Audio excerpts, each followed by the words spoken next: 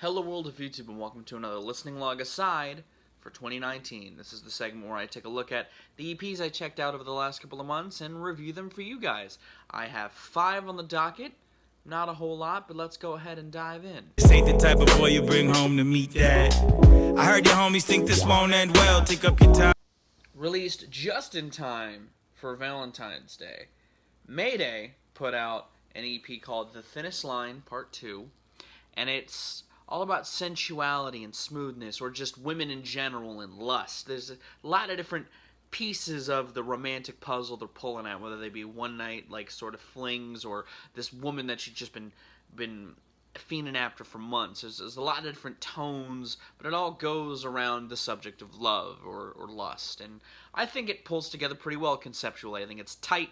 I think it's smooth. I think the instrumentals are really nice and punchy. The production on this is really tight.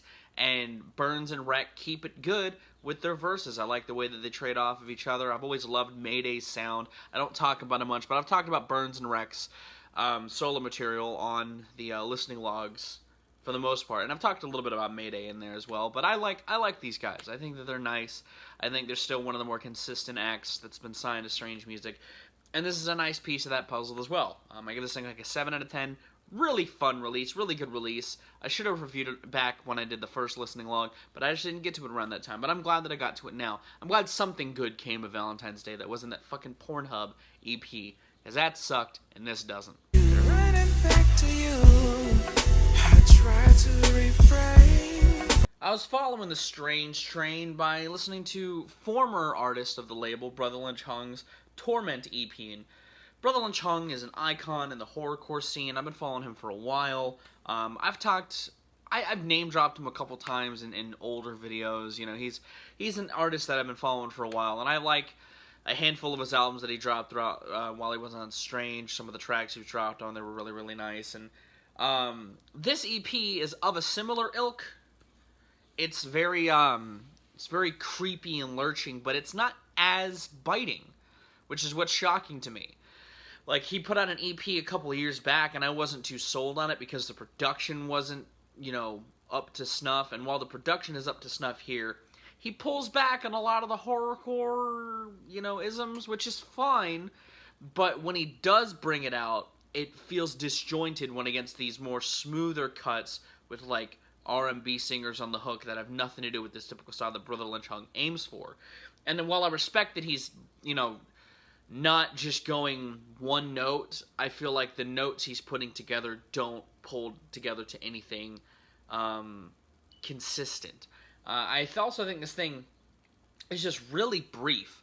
Like, this 8-track EP has 3 skits, and it feels like it feels really disjointed because of that as well. Like, he's trying to set up for something, I feel like, but it doesn't come together. Like, there's an intro and an outro, but they don't match the content that's in the EP. It's a very weird experience as EP. I think some of his verses are fine. I love the track with Crooked. I like 31 Summers. I even like 6 Cents. There's some tracks here that I enjoy a lot, but it just isn't something that, as a whole, culminates to a great project to me. I give this thing a 5. It's fine. It's passable. But I feel like if he would have kind of pulled together more tracks that are more cohesive, taken out the skits or make them make sense in the record or the EP, that would have been fine. But it's a mess. This thing is a mess, and it falls apart pretty fast.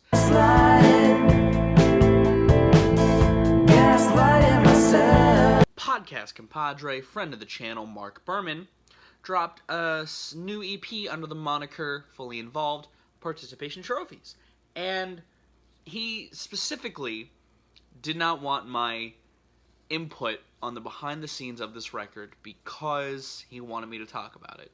When Insolence came out, I had a hand in its production. I gave consultation to a lot of it, and so I didn't talk about it. I enjoyed the EP. I like Insolence a lot, but I didn't think it was morally right for me to talk about it given I helped produce it. So I didn't cover Crash's EP that dropped last year because I produced that. But I enjoy both of those releases, and I enjoy this new EP, Participation Trophies. I think that he's done a good job at expanding his lyrical topics well. You know, Insolence was very focused. It was like laser focused with a lot of sharp songwriting.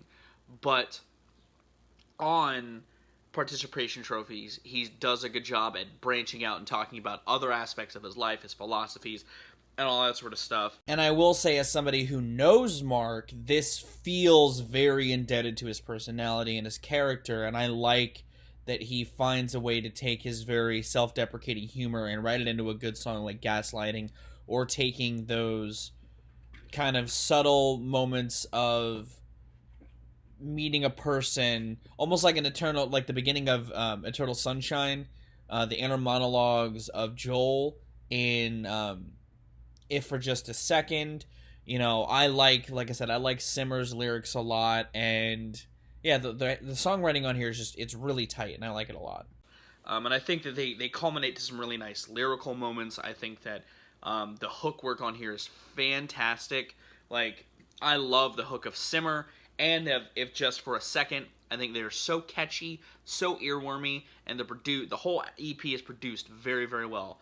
I think there's only a couple instances where I feel like some of the compositional choices don't work for me personally. I don't like the synths on, and I don't remember what song it is, but I'm pretty sure it's either Gaslighting or Reverb. There's a low-end synth that I don't think matches the rest of the instrumentation, and it leaves it feeling a little disjointed. A lot of the synth work works. I love the synths on Simmer. I like them on If Just for a Second. You know, shout out to Sean Butler for that. And I like the backing vocals on, especially If for Just a Second, which is a buddy of Mark's as well. I think that a lot of the elements come together in a really nice fashion. It expands the sounds on Insolence.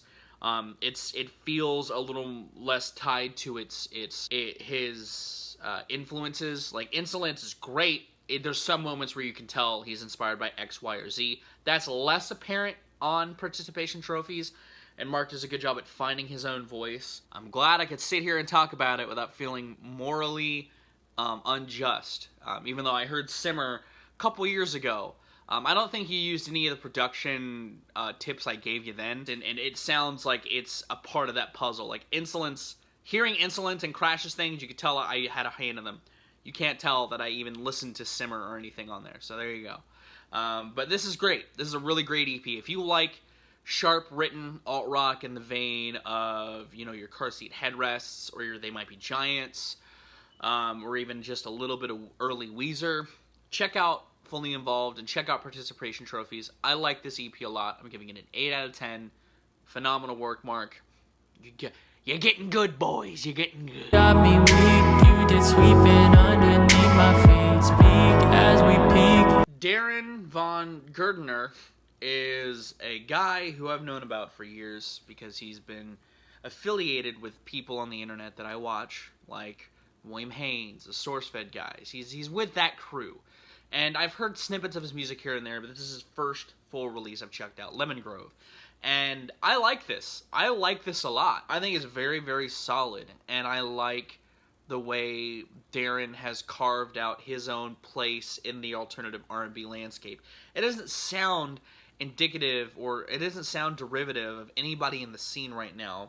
He's melding this really smooth, creamy vocal delivery with these retro sounding instrumentals. A lot of the guitar uses on tracks like White Lies and Penny in the Air feel like throwbacks to like the late 90s, but he keeps it contemporary with some of the percussion choices, and his delivery, his flow is very modern, and I like this melding of those two worlds. I like a lot of the hook work on here, like Switching Code and Petty in the Air. Again, Petty in the Air might be my favorite song on here. And a lot of the features he uses on this EP suit his sound really well, especially Megan Tonjes, who is another YouTube singer, or a singer in the YouTube space, I should say, whose voice really suits Daren's in a nice way. This whole EP is very smooth and creamy. Really, the biggest complaint I have is that I wish it were longer. I would love to see Daren actually pull together like a conceptual record, because there's themes and lyrics involving somberness and isolation and solitude and loneliness that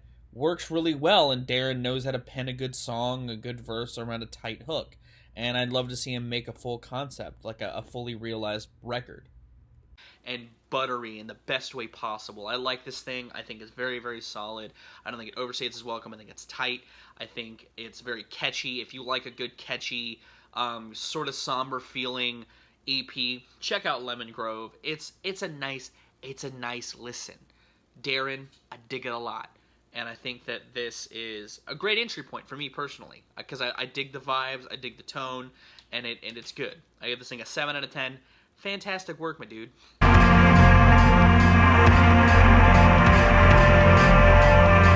Last EP I checked out was Dalek's Respect to the Authors, who, if you don't know who Dalek are, they're an industrial hip-hop group who I fucking love. And this EP is kind of an exclusive. It's only available on certain digital outlets and is to be bought on their tour.